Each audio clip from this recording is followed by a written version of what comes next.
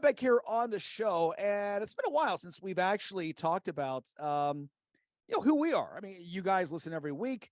He's Brad Sturdy. He's Mike Kegley. I'm Larry Smith. But do you really know, the guys you're talking to the radio? Well, we've got a moment here, and so we thought we would turn the table. Instead of asking questions to outsiders, ask to one of our own. We'll start with Brad Sturdy. So I will tell you about Brad, that I've known Brad for almost 20 years. Been great friends. It's just been a lot of fun getting to know him and his family, and watching his daughters grow, and having a chance to talk to his wife on occasion.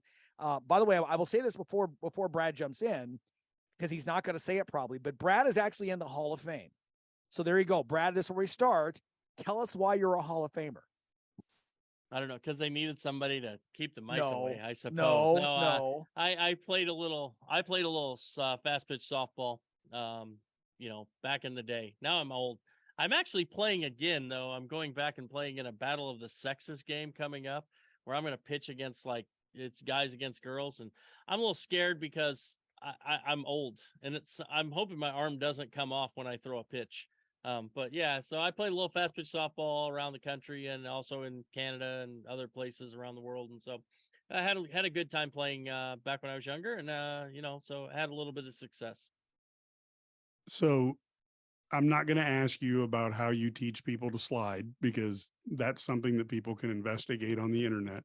How did you get involved in covering the Fighting Illini? Because there's so many people who wish they could get, close to the team and be able to develop the relationships. How did that begin for you? Yeah, so, years ago, I used to go out east and work basketball camps. That's kind of how it all started, whether it was Metro Index camps, 5-star camps, whatever it was, and then got to know some people, and got to work with some really good coaches and so forth. And then, I when I was coaching, I would always take my teams over to near University of Illinois, whether it was started out with, Lon Kruger, take him over to practice. Bill Self took him over to practice. And then so I got to know some assistant coaches like Rob Judson would always be the guy who would help us. And then as I got kind of moving in, I started having kids and coaching less and spending more time with my family. I got to know, the Illinois hired Bruce Weber, and I got to know, them well, and, from his time previously, and Jay Price was an assistant coach, Chris Lowry, Tracy Webster, a lot of guys, Jerence Howard, eventually, a lot of guys that I got to know at Illinois. So I started, developing that connection. And a guy just one day said, "Hey, you seem to know some of these coaches. Would you be interested in covering Illinois basketball for us?" And I'm like, "Okay, what do I get?" Well, at that time it was, you get to go to the games. I was like, "Okay, I'm in."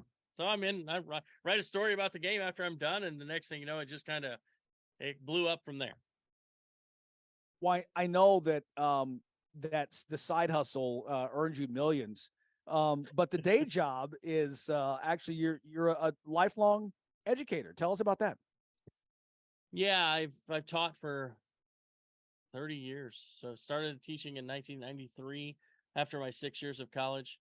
230 some hours or whatever it was. So, and I got my, I started teaching, and, I really got into teaching. I'll be honest with you. I got into teaching because I wanted to coach. And then I got into teaching. I found out it's pretty cool, pretty rewarding thing. I've taught all different ages I did some elementary school. I've done junior high. And now I've done high school for the last, about 15 years. Consistently also been athletic director. I've coached virtually every sport you can coach, except I've not coached volleyball. So I'm okay with that, though. I'm not going to coach volleyball. So, but yeah, it's been fun. So the last question, this is probably going to be the most sensitive of them. If you had to rank the top 5 recruits that you've seen play live in basketball, who would they be? Because you've seen almost everybody. It's so wild, you think back to all the guys that you've gone through, and you're wondering this guy, that guy, and I think the hardest part is separating their professional career and their high school career to a certain extent. You know what I mean? So, there are some guys, I remember Derek Favors was dominant when I saw him, and he was ranked third in his class. But when I saw him, I was like, this guy's awesome. And then he didn't really have the great career. But so I look back, since this is post LeBron, LeBron era, Greg Oden. was so dominant in that, and he was in the same class as Kevin Durant, and they were just, I mean, Durant was really good, but Odin was so dominant. I was like, this guy's going to be a generational big man in the NBA. That's what you thought until, injuries derailed. But then I go, Anthony Davis was fun because he was a complete surprise, right? Nobody, I mean, he came out of nowhere. I remember watching him and nobody'd seen him, and there's like people lined up to watch this kid. And then coaches start texting, like, is he really that good? Is he really that good? Yes, he is. He is really that good. I go back to my favorite class, though, was probably 2007. In 2007, you had all those, you had Derrick Rose, you had Eric Gordon, and they weren't, the people for, you remember Derrick Rose, he was fantastic, right? And he was, a great player, but they were not the top player in that class. Michael Beasley was so good in high school. Game didn't maybe translate to the NBA as well, but I mean, he was just so dominant in high school. And so those guys were just, that class with those guys was so incredible.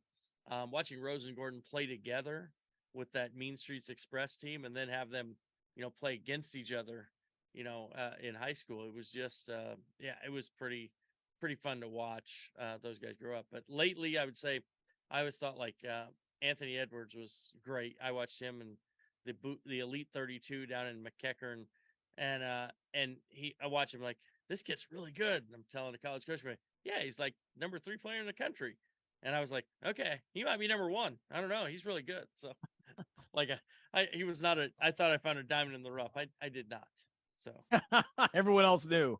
Yeah. But he did kind of come out of, I mean, yeah, he have a lot of hype. He was a late developer in high school. This was before he became that guy, maybe. Yeah. But yeah, it was fun. I was like, this guy's really good. That is awesome. Of course he is, dummy.